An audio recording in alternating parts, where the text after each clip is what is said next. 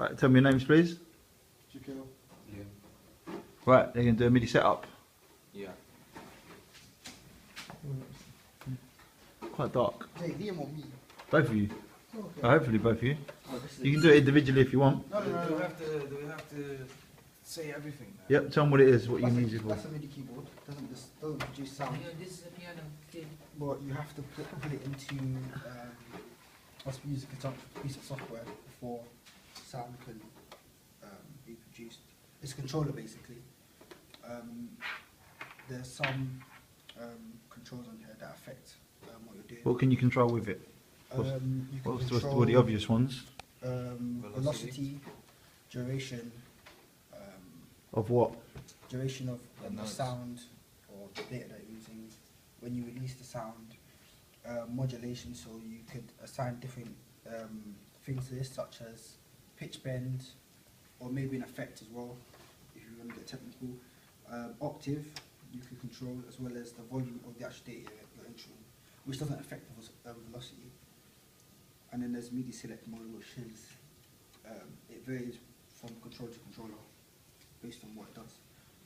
So that's MIDI controller. The keyboard, not the same as the keyboard. This is basically for navigation purposes around, in conjunction with the Mac, around the what do you call it, the OS, as well as being used with other programs, including Logic. There are many shortcuts on this for Logic, such as playing, stopping, recording, iteration. Yeah, and without this, you wouldn't be able to realistically use Logic unless you're using the mouse. But then again, that'd be long. The mouse, the smaller component to the keyboard, also used for navigation purposes, for pointing, scrolling, clicking, highlighting, dragging. That's needed as well in Logic, as well as other software. Yeah, we're going to connect these first. So then basically they connect via USB and they connect into the back of the computer via USB. The mouse gets plugged into the keyboard via USB, and then both of them get plugged into the back of the computer. Extension cable to extend the USB's reach, the USB cord's reach. I should say that. Okay, why is that useful? Because there will be instances where you'll have certain setups where you won't have enough length, especially if you're trying to maintain space as well, because you can have something really close and need it to go really far. Because we have the keyboard here at the front, innit? So obviously, if it was, because this is taking up a lot of space from the actual computer, like it just gives you the extra space so you can have this closer to you and have that further up. Also, it means that you could essentially infinitely lengthen one connection to another, so you won't have to be limited based on space. You could have two rooms, you could have a small room and you could have a large room for student. You could link one component into the next room simply through the extension of cables. From the keyboard. Okay, what is that? This, That's a MIDI cable. ironically, is a MIDI cable. It's one of the old-fashioned ones, because they usually do USB ones, USB to new MIDI. This would be, this would go to the MIDI out port there, which would send data out towards here, and then we put it in. Wait a minute. Oh yeah, we put it in here, MIDI in. So the data will come out from the MIDI keyboard controller, which produces no sound. It's just zeros and ones. Would go into the audio interface here, and it wouldn't go anywhere because the audio interface isn't connected to the Mac yet. So it would be in the audio interface until we connect it to the Mac. Once we plug the connector, which is Firewire cable. Firewire cable. Yeah, I That's to think. connect the Mac to the interface. Okay. Well, I'm just check if it's the same. I'm not too sure. Maybe that's a different. Yeah, but this is Firewire cable. It's a type of connection on Mac, because Mac, PC you'd have USB, and you'd have HDMI and an AV out or PC out.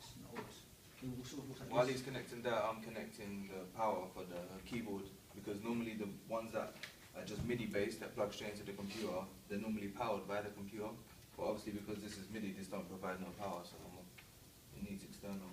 Depends actually. external. You don't need external, you just connect it to the PC. Yeah, that's what I'm saying. You have Firewire. There's also Thunderbolt, which is a different type of connection. Due to the fact that it's Mac, you need to have they usually have converters depending on what you're plugging it into. But in this case, there's a converter already on the audio interface, so I just plug it in to the Mac towards the audio interface, whichever one it is. Make sure it's plugged in properly so it doesn't fall out. And I've just got to find Firewire 1 and 2. So now that that's connected, the data now can continue streaming, starting from the MIDI keyboard controller to the audio interface, which can now be streamed out of the audio interface into the Mac. So now the Mac's receiving the data. Okay. So So now, that's all connected. So now we should go and connect the speakers, no? Yes. The speakers will be an alternative source of sound rather than it coming out of the Mac. And that's another reason why we actually need the audio interface, because we wouldn't be able to connect the speakers as well as other bits of hardware, such as the MIDI controller could be connected here, but due to the actual connection type, it can only go into the audio interface. Audio interface also allows us to put in lining connections for external instruments. we'll come to them in a minute. We'll come to them. Don't Yeah. worry. Yeah. Right. So Liam, what cable is it you're using there? I'm using a jack to RCA.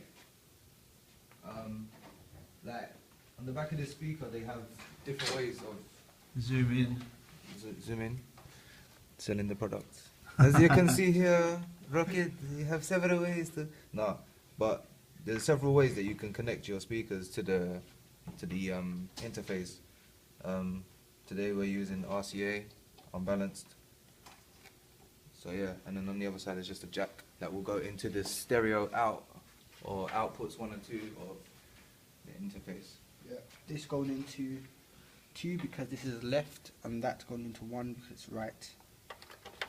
So, like that. Oh, this. Yeah, this is another converter. Funnily enough, the Mac actually does have. Is it a Mac? What? No, wait, it's not.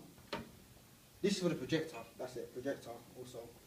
This is basically just so that we can project what's coming through the Mac, because the Mac doesn't have the PC out type connection, so we have to connect it via this, which I believe is for projectors, which is here. Plug it in. Okay. Right, so we have speakers connected. This is the right way. We have speakers connected. We have the MIDI keyboard controller connected. We have the Mac connected. To this interface. Yeah, I was going to say that all to the interface, and we have the projector connected as well, Okay. so we can display all Want me this. to test all of this before we move on with any other equipment? Before we move on, we'll test it. Switch We're everything gonna- on. Liam, we're going to turn it on now. We're going to test the effectiveness. Really, we should have switched that one first.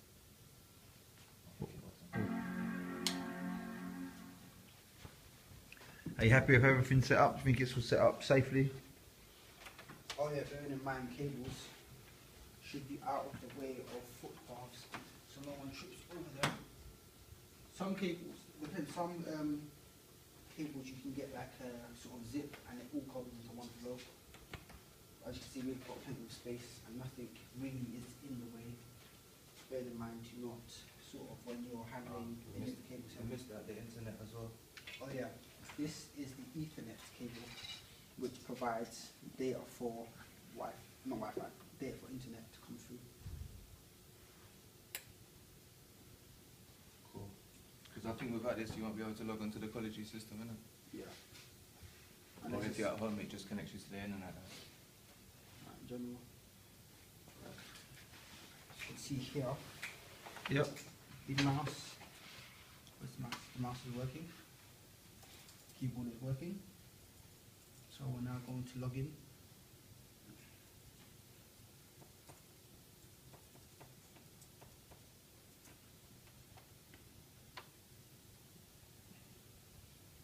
Yeah. Oh yeah, don't know if I can do it on this chair, but your distance and height from the Mac, you should be sitting upright, like so, not slouched back or forward, because that could result in damage to the Mac. Sitting upright at a comfortable distance, where you shouldn't have to lean in for the screen. That's why they have armrests here as well, in case you're just rest your arms. Should take regular breaks from the screen, you know, to give your eyes a rest. Say, you're at the screen for an hour, take a good like 15 to 30 minute break, refresh, come back. Right, so that's that. Now gonna set up Logic. As you can see, the projector's working. Yep. Blip, blip. So both of you want to go through one bit at a time what you're doing. Then. So Okay. you've opened Logic. So Liam, what are you going to do in Logic to demonstrate this equipment works? Well, we're going to check that the outputs are going to the stereo out. In order to demonstrate this, we're gonna have, there's two pieces of equipment that's going to be in use. The MIDI keyboard, which will be on a instrument track. The controller, arpeggio controller, which will be on an audio track, which will be a line in, and the microphone, which will also be on an audio track, and will be a microphone We'll line go into the back microphone. Alright, so this is a piece. Can you start something new so you can show me start a new Yeah, start project, just so you can go through exactly what you're doing. It's easier to read. Okay, Okay, might as well do this first. How many are we using? two audios. Okay. Yeah. And then then- an instrument. Yeah. Okay, so what's the difference between them? Okay. Instrument track is basically we can use the MIDI controller to control the preset instruments, which are essentially samples which have been recorded and put into Logic, recorded to high quality and placed into Logic. Okay. Some samples have been created, so they're not entirely organic. For instance, the piano might be recorded. Software instrument is controlling the sounds that are already inside the computer, whereas audio is when you're bringing something new in, and you normally can't use. It's not MIDI; it's just audio, and yeah. So as you can see, the keyboard is working, but there's a problem. We're not coming through the speakers. So we need to So we basically need to go to reroute, the audio, output device to this, apply, apply changes. and then. Okay, so what are you actually doing then? Basically, we're sending the signal because the signal was being sent to the speakers, inbuilt speakers. We've just changed it, so now it's going into the interface, and then the interface is sending it out to the speakers.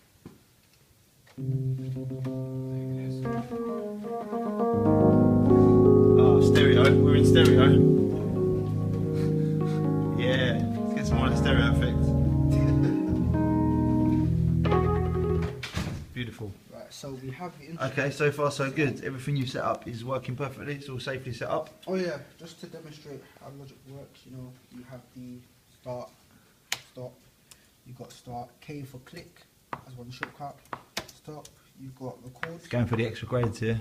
Ah, and then it goes again, you got click, you got that, and then you can play back just by using this keys. You can loop that. If you click and drag, you can loop it.